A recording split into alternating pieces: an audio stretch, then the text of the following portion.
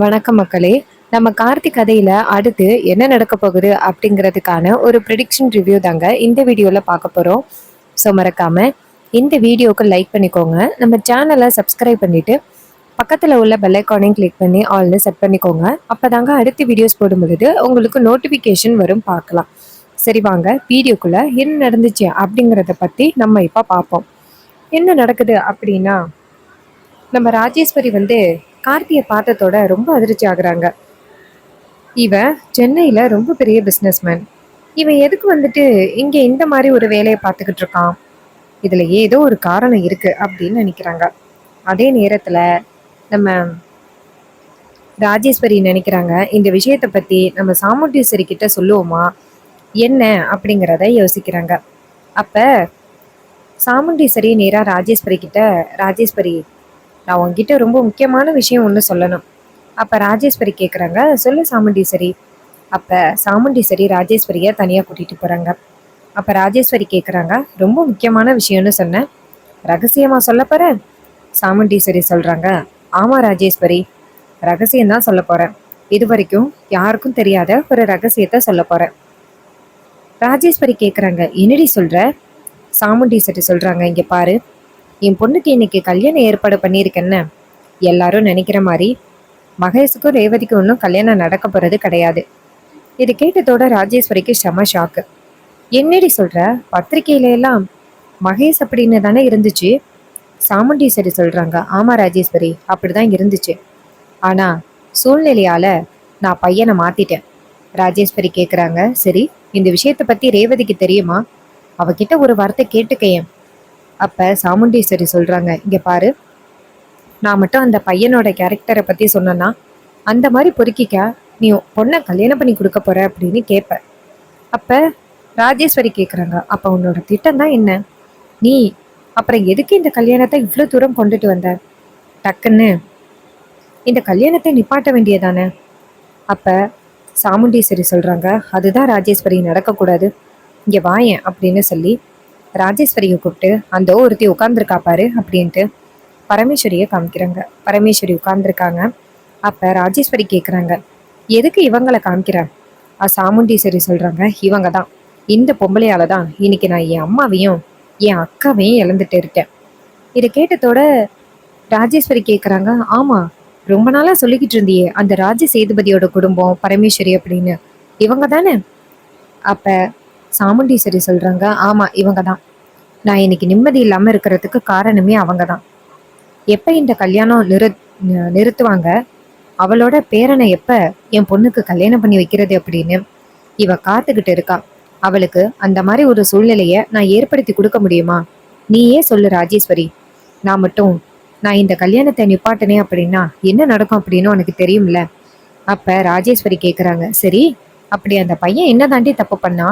அவனுக்கு ரேவதியை கல்யாணம் பண்ணி கொடுக்க கூடாது அப்படின்னு இவ்வளோ ஸ்ட்ராங்கா இருக்க, அதுக்கு என்ன காரணம்? அப்ப சாமுண்டீஸ்வரி சொல்றாங்க, இங்க பாரு ராஜேஸ்வரி, அவனும் அவனோட அண்ணியும் இருக்காங்கல்ல, 2 பேருமே தவறான தொடர்புல உள்ளவங்க. அவங்க 2 பேரும் என்னை நல்லா ஏமாத்தி இந்த வீட்டுக்குள்ள வந்துட்டாங்க. அப்ப ராஜேஸ்வரி கேக்குறாங்க, அப்புறம் என்னடி அந்த மாதிரி ஒரு பொறுக்கிக்கா உனக்கு இந்த கல்யாணத்தை அலர்ட் பண்ணியிருக்க? உடனே இந்த கல்யாணத்தை நிறுத்த வேண்டியது தானே சாமுண்டீஸ்வரி, இதுக்காக நீ இந்த மாதிரி பண்ணிக்கிட்டு இருக்க? சாமுண்டீஸ்வரி கேக்குறாங்க, இங்க பாரு ராஜேஸ்வரி, நான் கண்டிப்பா இந்த கல்யாணத்தை நிப்பாட்ட முடியாது. ஏன்னா அப்படி நான் கல்யாணத்தை நிப்பாட்டினா என்ன நடக்கணும் உனக்கு தெரியும்ல. இந்த பரமேஸ்வரி அவ பேரனை கூட்டிட்டு என் பொண்ணு ரேவதிக்கு கல்யாணம் பண்றதுக்கு, அதோட பழைய உறவை புதுப்பிக்கிறதுக்கு அவ இந்த மாதிரி பண்ணுவா. நான் கண்டிப்பா இதுக்கு விட்டு கொடுக்க மாட்டேன். ராஜேஸ்வரி கேக்குறாங்க, அப்புறம் நீ என்னதான் பண்ணலாம்னு யோசனையில இருக்க? சாமுண்டீஸ்வரி சொல்றாங்க, நான் எடுத்த முடிவு சரிதான். அதோ நிக்கிறானே அந்த டிரைவர், நான் டிரைவர் ராஜன்னு உன்கிட்ட ஒருத்தரை இன்ட்ரோ பண்ணேன்னு.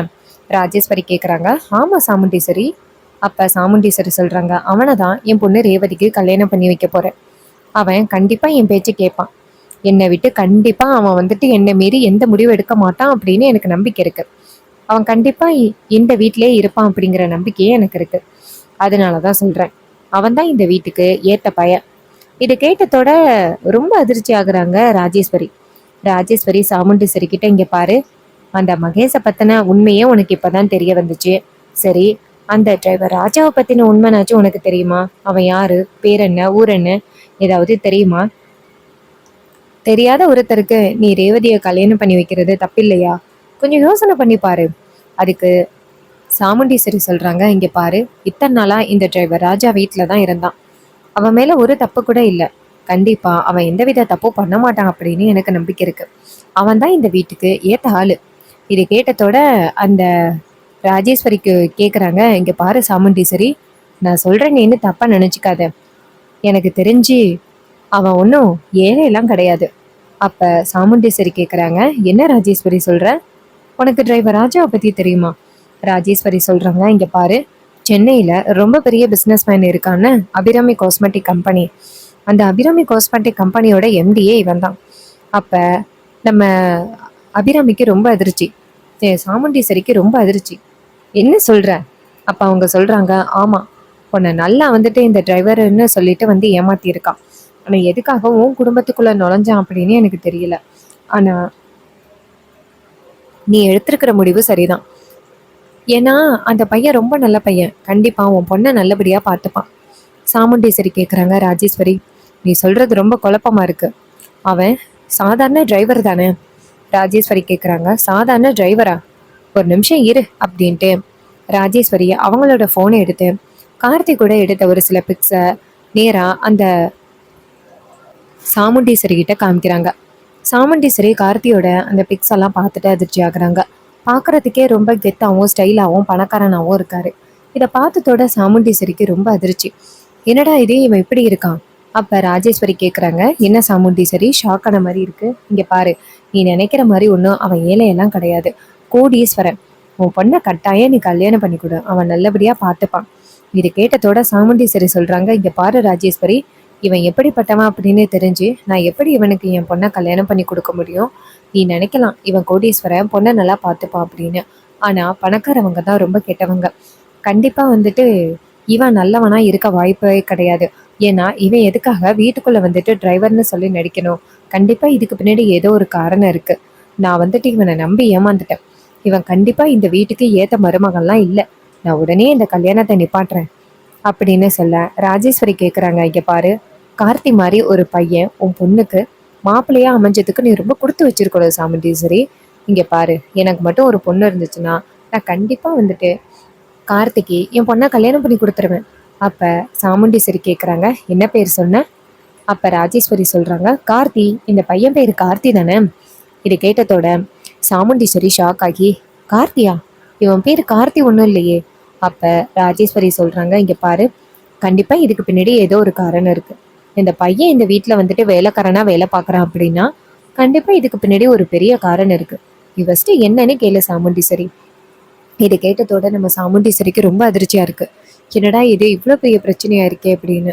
அப்ப சாமுண்டீஸ்வரி வெளியில வந்துட்டு நேரா பரமேஸ்வரியை பார்க்க, பரமேஸ்வரி வந்துட்டு கார்த்தியவே பார்த்துக்கிட்டு இருக்கிறத பார்த்துட்டு நம்ம சாமுண்டீஸ்வரிக்கு அதிர்ச்சி ஆகுது. அப்ப சாமுண்டீஸ்வரி வந்துட்டு நேரா அந்த சந்திராவை கூப்பிட்டு, சந்திரா, உனக்கு இந்த டிரைவர் ராஜாவை பத்தி தெரியுமா? அந்த பரமேஸ்வரியோட பேரன் கார்த்தியை பத்தி தெரியுமா? அவன் எப்படி இருப்பான்னு உனக்கு தெரியுமா? அதுக்கு சந்திரா சொல்றாங்க, அக்கா எனக்கு தெரியாதுக்கா, அதுதானே பெரிய குழப்பமா இருக்கு. உடனே சாமுண்டீஸ்வரியும் சரி அப்படின்னு சொல்லிட்டு நேரா அவங்களுக்கு தெரிஞ்ச ஒரு ஆளுக்கு கால் பண்றாங்க, அந்த ராஜ சேதுபதியோட ஊருக்கு. அவரு ஃபோன் அட்டன் பண்ணி சொல்லுங்கம்மா அப்படின்னு சொல்ல, அப்ப சாமுண்டீஸ்வரி கேட்குறாங்க, இங்க பாருங்க, இது மாதிரி அங்க ராஜ சேதுபதி இருக்காருல்ல, அவரோட ஃபேமிலி போட்டோ இருந்தா அனுப்புங்களேன். இதை கேட்டதோட அவரும், சரிங்க மேடம், கிடைக்கிறது ரொம்ப கஷ்டம், இருந்தாலும் அனுப்புறேன் அப்படின்னு சொல்லிட்டு அனுப்புறாங்க. சாமுண்டீஸ்வரி கொஞ்ச நேரம் வெயிட் பண்ணிட்டு அந்த போட்டோவை பாக்குறாங்க. பார்த்தா அதுல கார்த்தி இருக்காரு. கார்த்தியை பார்த்ததோட சாமுண்டீஸ்வரிக்கு செம ஷாக்கு. நம்ம வீட்டு டிரைவர்னு சொல்லிட்டு இந்த கார்த்தி இத்தனை நாள் நம்மளை ஏமாத்திக்கிட்டு இருந்திருக்கான். ரேவதியை கல்யாணம் பண்றதுக்காக தான் இவன் இவ்வளவு பெரிய திட்டத்தை போட்டிருக்கான். இப்படி நம்பிட்டமே அப்படின்னு சாமுண்டீஸ்வரி கோவமா கையில அந்த பொருளோட வராங்க. நேரா கார்த்தி கிட்ட வந்துட்டு, டேய் கார்த்தி அப்படின்னு சொல்ல, கார்த்தி திரும்பி பாக்குறாரு. அப்ப அருண் ஆனந்த் அதிர்ச்சியாகி நிக்க பரமேஸ்வரியும் ஷாக் ஆகுறாங்க. அப்ப சாமுண்டீஸ்வரி நேரா பரமேஸ்வரிய பார்த்து, பரமேஸ்வரி, உனக்கு வெக்கமா இல்ல? இப்படி உன் பேரனை வீட்டுக்குள்ள நாடகம் பண்ணி அனுப்பியிருக்கல்ல, உனக்கு வெக்கமாவே இல்லையா? ஊர் தலைவி அப்படின்னு தான் பேச்சு, ஆனால் எவ்வளோ பெரிய நாடகத்தை போட்டு என்னை ஏமாத்தியிருக்க. இது கேட்டதோட பரமேஸ்வரி சொல்கிறாங்க, என்ன சாமுண்டீஸ்வரி சொல்கிற, நீ சொல்கிறது புரியல. சாமுண்டீஸ்வரி நேராக அந்த ஃபோட்டோவை காமிச்சு, இதுக்கு என்ன அர்த்தம், இவன் தானே உன் பேரன், இத்தனை நாளும் என்னை நல்லா ஏமாற்ற முயற்சி பண்ணியிருக்கீங்கல்ல. இது கேட்டதோட பரமேஸ்வரிக்கு ரொம்ப அதிர்ச்சி. அப்போ நம்ம கார்த்தி நேராக சாமுண்டீஸ்வரியை பார்த்து, மேடம் நான் சொல்கிறத கொஞ்சம் கேளுங்க. சாமுண்டீஸ்வரி சொல்கிறாங்க, ஏய் நீ ஏதாவது பேசுன உனக்கு அவ்வளோதான் மரியாதை. வீட்டுக்குள்ளேயே இருந்து என்னை நம்ப வச்சு ஏமாத்திட்டியல்ல, உன்னை என்னெல்லாம் நினச்சேன், கடைசியில் என்னை ஏமாத்திட்டியல்ல அப்படின்னு சொல்ல. அப்போ சந்திரா இங்கேருந்து வந்துட்டு, அக்கா என்னக்கா ஆச்சு?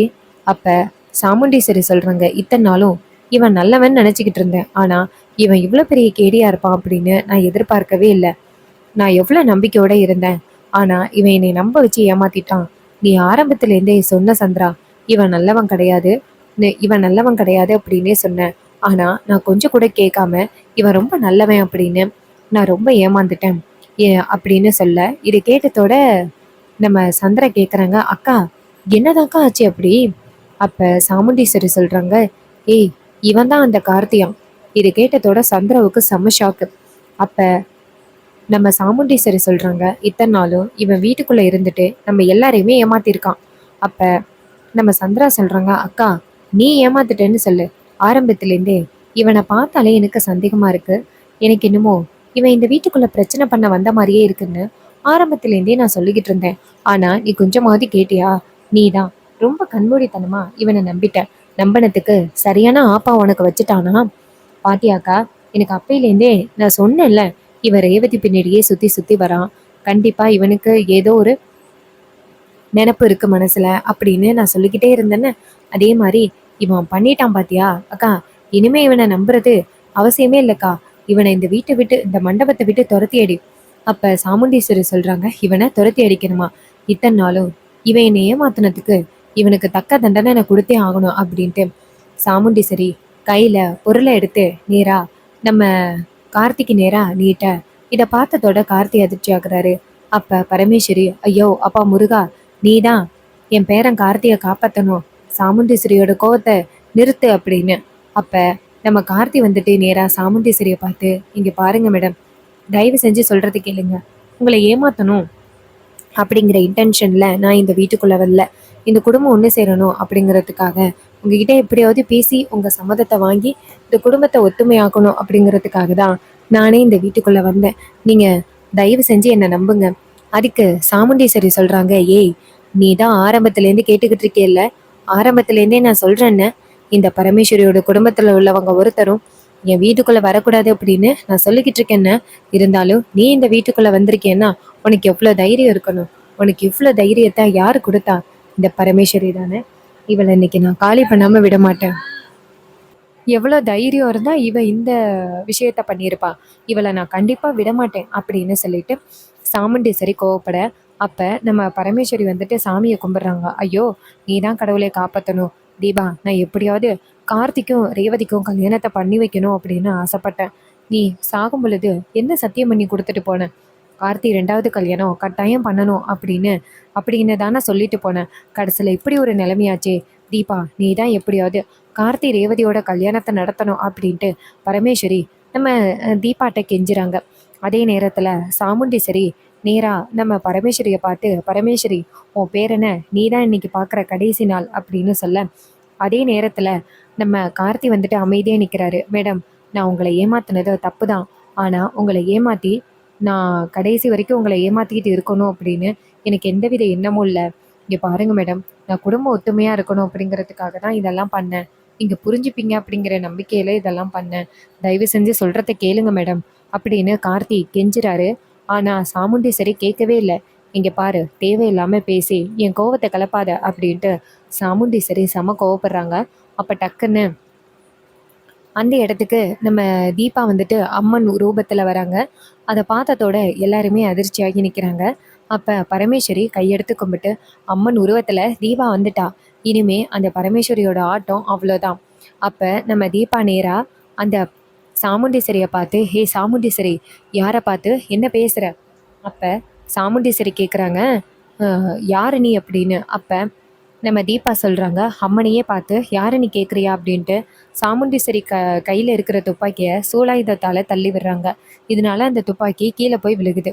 இதை பார்த்துட்டு அங்கே உள்ளவங்க எல்லாருமே அதிர்ச்சியாக பார்க்குறாங்க, என்ன நடக்குது இங்கே அப்படின்னு.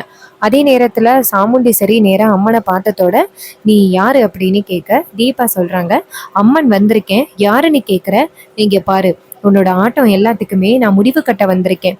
அதான் பரமேஸ்வரியும் அந்த ராஜி சேதுபதியும் உன்கிட்ட எவ்வளோ மன்னிப்பு கேட்குறாங்க, செஞ்சதுக்கு தப்பு அப்படின்னு சொல்றாங்கல்ல. அவங்க பண்ணது ரொம்ப பெரிய தப்பு தான், இல்லைன்னு சொல்லல. ஆனா அவங்க தான் 30 வருஷமா அந்த தண்டனையை அனுபவிச்சுட்டாங்களே, இதுக்கு மேலேயும் அவங்க அனுபவிக்கணும் அப்படின்னு நீ நினைக்கிறியா? இங்க பாரு, அவங்களுக்கு ஒரு வாய்ப்பு கொடு, தேவையில்லாம இந்த மாதிரி ஒரு பிரச்சனைய கொண்டுட்டு வராத. அவங்களுக்கு ஒரு வாய்ப்பு கொடு, 30 வருஷம் அவங்க அனுபவிச்ச தண்டனை போதும். இதை கேட்டதோட சாமுண்டீஸ்வரி சொல்றாங்க, என் அக்காவும் என் அம்மாவும் திரும்பி வந்துருவாங்களா அவங்கள மன்னிச்சா? நான் கண்டிப்பா சாகர வரைக்கும் அவங்கள மன்னிக்க மாட்டேன் அப்படின்ட்டு கோவப்பட, அப்ப நம்ம அம்மன் வந்துட்டு நேரா சாமுண்டீஸ்வரியை பார்த்து, இங்க பாரு சாமுண்டீஸ்வரி, நீ திருந்துவா அப்படின்னு பார்த்தேன், நீ திருந்துற மாதிரி தெரியல அப்படின்ட்டு நேரா கார்த்தியை பார்க்குறாங்க. கார்த்தி கையெடுத்து கும்பிட, அப்ப தீபா வந்துட்டு அம்மன் உருவத்துல இருக்காங்களா. தீபா நேரா கார்த்தியை பார்த்து, இங்க பாரு, உன் மனைவி நீ சாகும் பொழுது 2வது கல்யாணம் பண்ணணும் அப்படின்னு சொல்லிட்டு செத்துருக்கா. நீ 2வது கல்யாணம் பண்ணாதான் இந்த குடும்பம் ஒன்று சேரும். இங்க பாரு, வேற வழியே இல்லை, நீ போயிட்டு ரேவதியோட கழுத்துல தாலி கட்டு, இவ என்ன பண்றா அப்படிங்கிறத நான் பாத்துக்கிறேன் அப்படின்னு சொல்ல, இதை கேட்டதோட கார்த்தி சொல்றாரு, என்னால 2வது கல்யாணம் பண்ண முடியாது, என் மனைவியை என்னால மறந்து இன்னொரு பொண்ணோட கழுத்துல தாலி கட்ட முடியாது அப்படின்னு சொன்னதோட, அப்ப சாமுண்டீஸ்வரி சொல்றாங்க, ஹே, நீ நடிக்காதடா, நீ இந்த வீட்டுக்கு வந்ததே என் பொண்ணை எப்படியாவது ஏமாத்தி கல்யாணம் பண்ணணும் அப்படிங்கிறதுக்காக. அதே நேரத்துல பரமேஸ்வரி சொல்றாங்க, இங்க பாரு சாமுண்டீஸ்வரி, கார்த்தி அந்த எண்ணத்துல ஒன்றும் இந்த வீட்டுக்கு வரல. அவனோட எண்ணம் ஒன்றும் உன் பொண்ணை கல்யாணம் பண்ணிக்கணும் அப்படின்லாம் கிடையாது. அவன் இங்க வந்தது நம்ம குடும்பத்தை எப்படியாவது ஒன்று சேர்க்கணும் அப்படிங்கிறதுக்காக தான் அவன் இங்க வந்தான். நீ தேவையில்லாம அவன் மேல பழி போடாத அப்படின்னு சொல்ல, இது கேட்டதோட சாமுண்டீஸ்வரி சொல்றாங்க, ஏ கிழவி, இங்க நடக்கிற பிரச்சனை எல்லாத்துக்குமே நீ தான் காரணம். இன்னைக்கு என் குடும்பம் அப்படி நிம்மதி இல்லாம இருக்கிறதுக்கு நீயும் உன் புருஷனும் தான் காரணம் அப்படின்னு சொல்றாங்க. அதே நேரத்துல நம்ம கார்த்தி வந்துட்டு நேரா சாமுண்டீஸ்வரியை பார்த்து, இங்க பாருங்க மேடம், நான் என்னைக்குமே உங்களை வந்துட்டு ஏமாத்தணும் அப்படிங்கிற ஒரு நோக்கத்துல நான் இதை எதையுமே பண்ணவே இல்லை. நான் அப்படி ஏதாவது பண்ணியிருந்தேன்னா தயவு செஞ்சு என்னை மன்னிச்சிருங்க, நான் பண்ணது தப்பு தான் அப்படின்னு சொல்லிட்டு கார்த்தி மன்னிப்பு கேட்குறாரு. ஆனா சாமுண்டீஸ்வரி இதையெல்லாம் கேட்குற மாதிரியே தெரியல. ஸோ இது ஒரு ஜஸ்ட் வந்து ஒரு ப்ரெடிக்ஷன் தான். ஸோ இந்த ப்ரெடிக்ஷன் உங்களுக்கு இந்த கதை பிடிச்சிருந்துச்சு அப்படின்னா மறக்காம இந்த வீடியோக்கு லைக் பண்ணிக்கோங்க. லாஸ்ட்டாக எந்த ஸ்டோரியோட முடிஞ்சிருக்கு அப்படின்னா ஒரு ப்ரோமோ ரிலீஸ் பண்ணியிருந்தாங்க. கார்த்தியோட கம்பெனியில் ஒரு மீட்டிங் அட்டன் பண்ண நம்ம ராஜேஸ்வரி அப்படிங்கிறவங்க நேராக நம்ம கார்த்தியை பார்த்துருக்காங்க. அவங்க வந்துட்டு சாமுண்டீஸ்வரி கிட்ட உண்மையை சொல்லுவாங்களா, இல்லை கார்த்திகிட்ட எதுக்காக நீங்கள் வந்திருக்க அப்படிங்கிறத உண்மையை கேட்பாங்களா? இது எல்லாமே அப்கமிங் எபிசோடில் ரொம்பவே சுவாரஸ்யமாக நடக்க போகுது. ஸோ இதே மாதிரி தொடர்ந்து அப்டேட்ஸ் பார்க்கணும் அப்படின்னா மறக்காமல் நம்ம சேனலை சப்ஸ்கிரைப் பண்ணிக்கோங்க. பக்கத்தில் உள்ள பெல் ஐகானையும் கிளிக் பண்ணி ஆல்னு செட் பண்ணிக்கோங்க. அப்போ தாங்க அடுத்த வீடியோஸ் போடும் பொழுது உங்களுக்கு நோட்டிஃபிகேஷன் வரும். பார்க்கலாம். தேங்க்ஸ் ஃபார் வாட்சிங்.